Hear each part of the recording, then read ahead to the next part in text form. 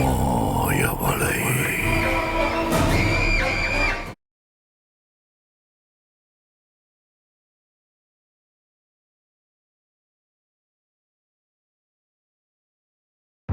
கிறிஷ்க்கு phone போடு சங்கீதா. ஸ்பீக்கர்ல போடு.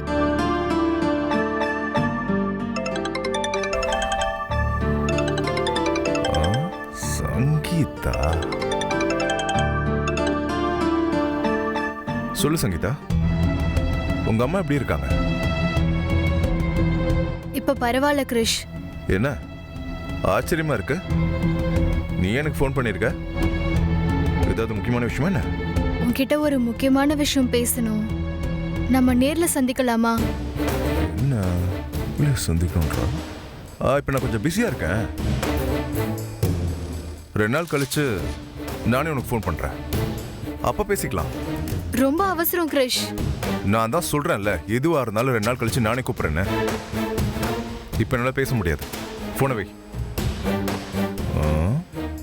என்னடா அது?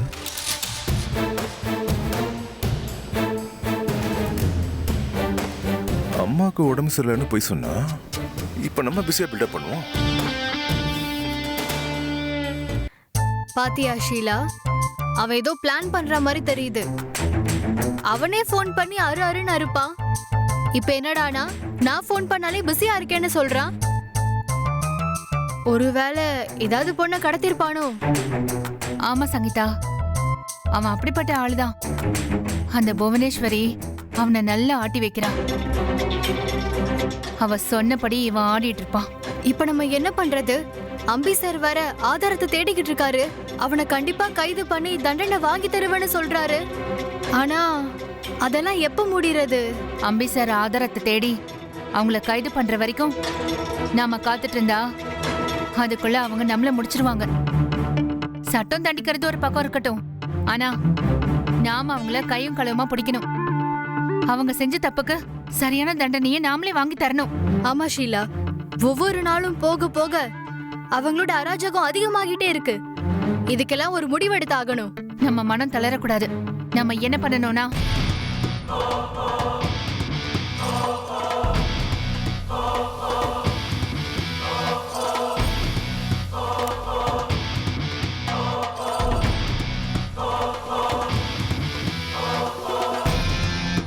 இதுதான் நம்ம பிளான்.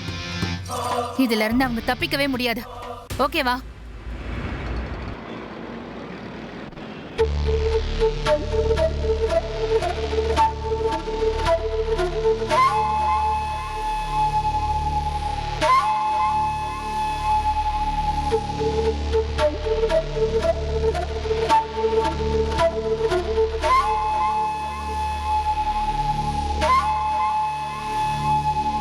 ஷீலா,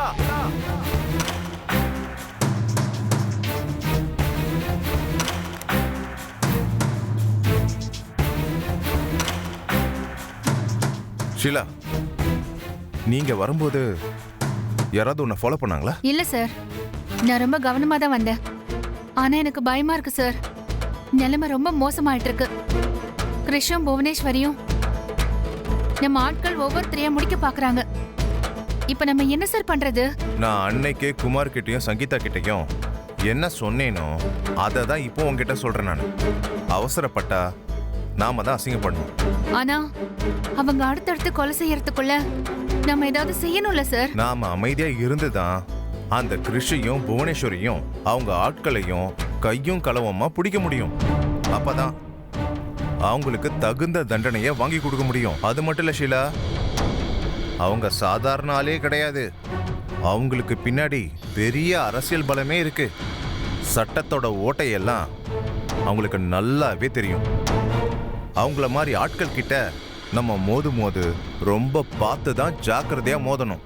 நம்ம ஒரு அடி எடுத்து வச்சோன்னு வச்சுக்கோ, அவங்க 10 அடி எடுத்து முன்னாடி வந்து நிப்பான். சின்ன தப்பு நடந்தாலும் நாம தான் பலியாக வேண்டியதா இருக்கும். புரியுதா? அப்புறம் ஷீலா, ஹலோ, அம்பி வந்திருக்காரு.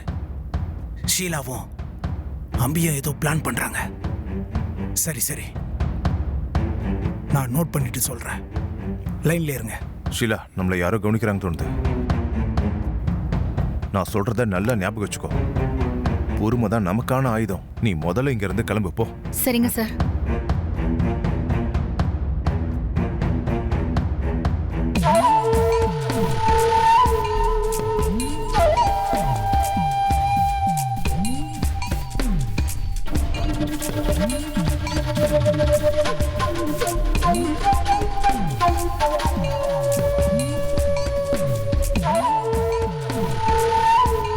இங்க தானே யாரோ இருந்த மாதிரி இருந்தது.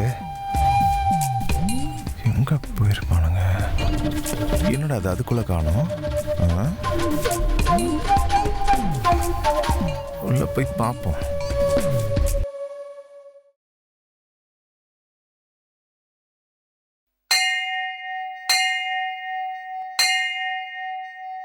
சாமி, எல்லாருக்கும் நல்ல புத்தியே கூட.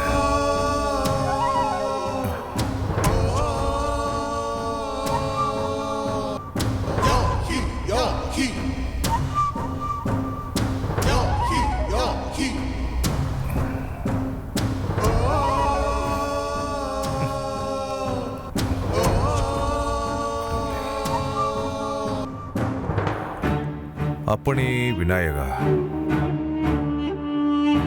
நான் முழுசா மாறிட்டேன்ப்பா. இப்ப புது மனுஷனா பிறந்து வந்திருக்கேன்.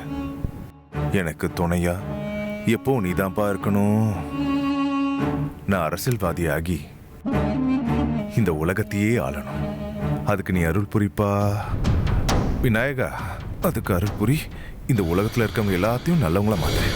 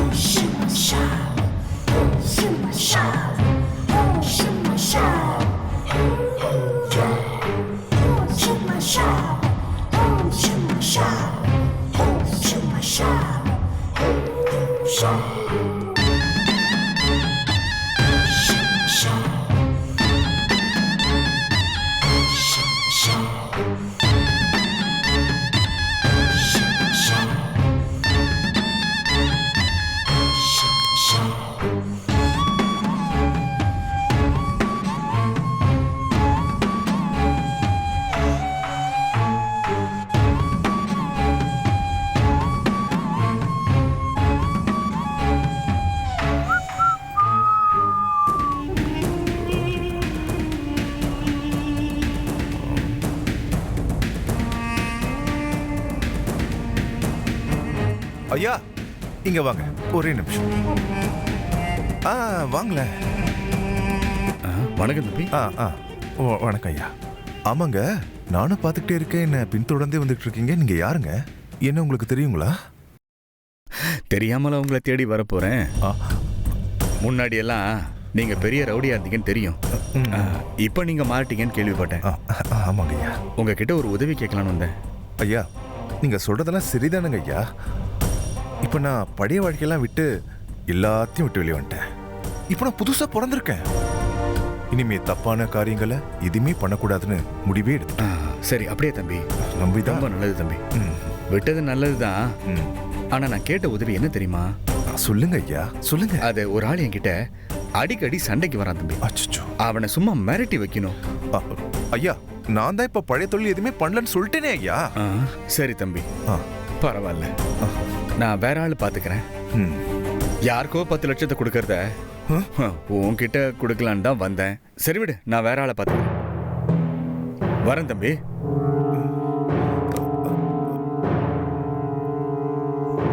பத்து லட்சமா? ஐயா, இத வந்துட்டேன். நானே வரேன். ஓடாதீங்க, என்னால் ஓட முடியல. அது வந்துடுறேன். ஒரு நிமிஷம். அப்போ அங்க இருக்கும்போது என்ன சொன்னீங்களே? என்ன சொன்னீங்க? ஆளை மிரட்டினா 10 லட்சமா? ஆமாம் தம்பி. ஆனா நீங்க தான் அதெல்லாம் செய்ய மாட்டேன்னு சொல்லிட்டீங்களே. சார், அதை நான் பண்றேன். வேணாம் தம்பி, திருந்தி நல்ல வழியில போறீங்க. உங்களை போய் நான் ஏன் திருப்பி உங்களை பழையபடி மாத்தணும்? வேணாம் தம்பி. பெரியவரே, உங்ககிட்ட ஒரு உண்மை சொல்லிட்டு சொல்லுங்க தம்பி.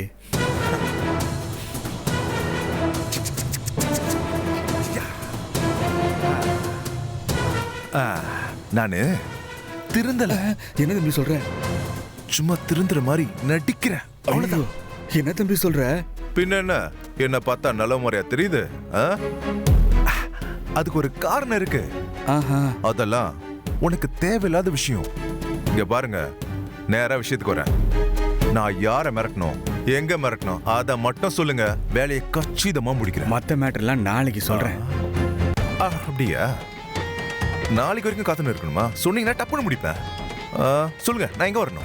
அதையும் நாளைக்கு சொல்றேன். அதையும் நாளைக்கே சொல்றீங்க? சரி சரி, நாளைக்கு நான் சொல்ற இடத்துக்கு வாங்க. அங்க வந்ததும் உங்களுக்கு நான் பணத்தை தரேன். ஆள் யாருன்னு காட்டிடுறேன். சரி சரி, இந்த விஷயம் யாருக்கும் தெரிய வேணாம். சரிங்க தம்பி, நீங்களும் யார்கிட்டயும் சொல்லிடாதீங்க. சீக்கிரட்டா இருக்கணும்.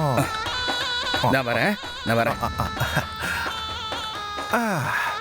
கிருஷ், 10 லட்சம் உனக்கு சொல்லையே கிடைக்குதுடா. நம்ம நல்லவனா இருந்தாலும் இந்த உலகம் நம்மள நல்லவனா விட மாட்டேங்குது. இதுக்குதான் கோயிலுக்கு வரணும் போல இருக்கு. வேண உடனே கிடைக்குதே.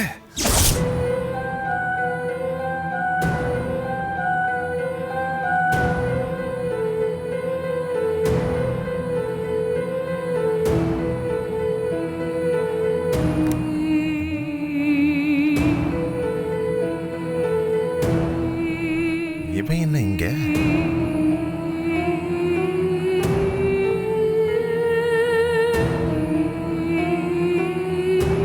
சார் வணக்கம் சார்.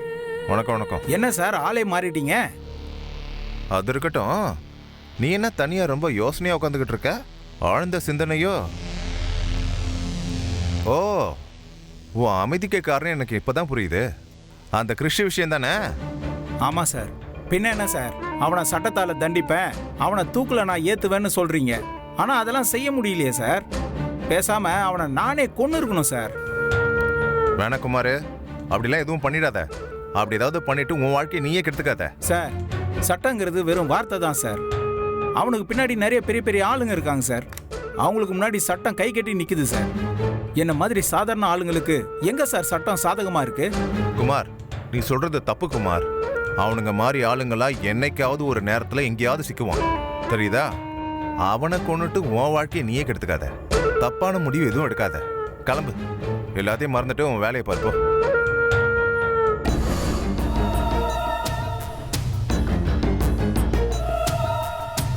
போங்க சார், போங்க. சட்டத்தால் அவனுக்கு தண்டனை கொடுக்க முடியாது சார். அது எனக்கு நல்லாவே தெரியும் சார். அவனை நானே முடிக்கிறேன் சார். முடிச்சுட்டு நான் வந்து உங்ககிட்ட சரண்டர் ஆகிறேன். அவனை விட மாட்டேன் சார், விடவே மாட்டேன். அவன் சாவு என் கையில தான் சார், என் கையில தான். டேய், அரசியல் நாளைக்கு 10 கோடி கூட வரலாம். ஆனா இப்போ ஒரு 10 லட்சத்தை நம்ம ஏன் விடணும்? அது என்ன சாதாரண விஷயமா? 10 லட்சம் வரதை ஏன்டா வேணான்னு சொல்லணும்? அரசியல நமக்கு செலவு பண்றதுக்கு இப்ப துட்டு வேணும்ல. அக்கா எவ்வளவுதான் கொடுப்பாங்க? நம்மகிட்ட கொஞ்சம் பணம் இருந்தா தானே கௌரவமா இருக்கும். ஆமாண்டா, அதனால இந்த வேலையை முடிக்க போறேன். டேய், இங்க இருந்து நம்ம கட்சிக்கு போகணும், கூண கும்பிடு போடணும், எல்லாத்துக்கும் சலாம் வைக்கணும், காசு கொடுக்கணும், போஸ்ட் அடிக்கணும், அப்புறம் எல்லாத்துக்கும் பார்த்து வணக்கம் வணக்கம் வைக்கணும். இதுக்கெல்லாம் காசு, வரவங்களுக்கு எல்லாம் துட்டு கொடுக்கணும்டா. வந்த செட்டில் ஆகண்டா, பணம்டா. 10 லட்சம்னா சும்மாவா? என்ன கிரேஷ்? டேய், நான் கால் பண்றேன்டா. நான் போன் வைக்கிறேன். சார், என்ன ஒதுக்குப்புறமா நின்று போன் பேசிட்டு இருக்க? நெத்தில விபூதி பூசிக்கிட்டு ரொம்ப நல்ல மாதிரி வேஷம் போட்டுக்கிட்டு இருக்க? ஏய், இதெல்லாம் உனக்கு செட் ஆகாது கிருஷ். சார், நீங்க கூட தான் மொட்டை போட்டிருக்கீங்க, நாங்க பட்டை போடக்கூடாது சார். அந்த மாதிரி தான் சார். எந்த கோவில் சார்? நான் அங்காளம்மன் கோயிலுக்கு போயிட்டு வந்தேன், குலதெய்வம் கோயிலுக்கு. எப்பவும் கடவுளை பூஜை பண்றவன் தான். குலதெய்வம் கோயிலுக்கு போய் மொட்டை போட்டு வரேன் சார். நல்லது சார், நல்ல விஷயம் சார். ஆனா என்ன நீங்க தப்பா நினைக்காதீங்க சார். நான் முழுசா மாறிட்டேன்.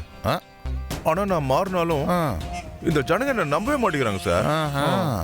பாத்தீங்களா சார்? இப்ப பாருங்க, நீங்களே நம்ப மாட்டேங்கிறீங்க. நடிக்காதரா, நீ எவ்வளவு பெரிய கொடூரமானவன் எனக்கு தெரியாது. உஞ்சலி மைண்ட் வாய்ஸே சரியில்லையே. என்ன சார் அப்படி பாக்குறீங்க? அதுல ஒண்ணும் இல்ல, நீ திருந்திட்டேன்னு சொல்றியே, அது நல்ல விஷயம்தான். நீ இப்படியே கடைசி வரைக்கும் நல்லவனவே வாழ்ந்துட்டு போ. சரிங்க சார். ஆனா ஒண்ணு கிரேஷ், நீ என்னதான் நல்லவனா மாறினாலும் இதுக்கு முன்னாடி பண்ண பாரு தப்புக்கள், அதுக்கெல்லாம் கண்டிப்பா தண்டனை உண்டு. சார் என்ன சார் நீங்க என்ன இன்னும் நம்பவே மாட்டேங்கிறீங்க? இப்ப நான் திருந்திட்டேன் சார். டேய், அவன் என்னமா நடிக்கிறான்டா? என்னாலே நம்ப முடியலடா டேய். ஆமா ஆமா, இரு அப்புறம் கூப்பிடுறேன். சரிங்க சார், எனக்கு வேலை இருக்கு, நான் கிளம்பட்டுமா சார்? அப்படியா? வரேன் சார். சரி சரி கிளம்பு. வரேன். நில்லு சார். சரி, இப்போ ஒருத்தர்கிட்ட ஃபோன் பேசிட்டு இருந்தல்ல, யார்கிட்ட பேசின? அதை பத்தி சொல்லவே இல்லை. அது சார், இப்போதான் 10 லட்சம் கிடைக்க போது அதுன்னு பேசிக்கிட்டு இருந்த. என்ன சார்? அது என்னோட ஃப்ரெண்டுக்கு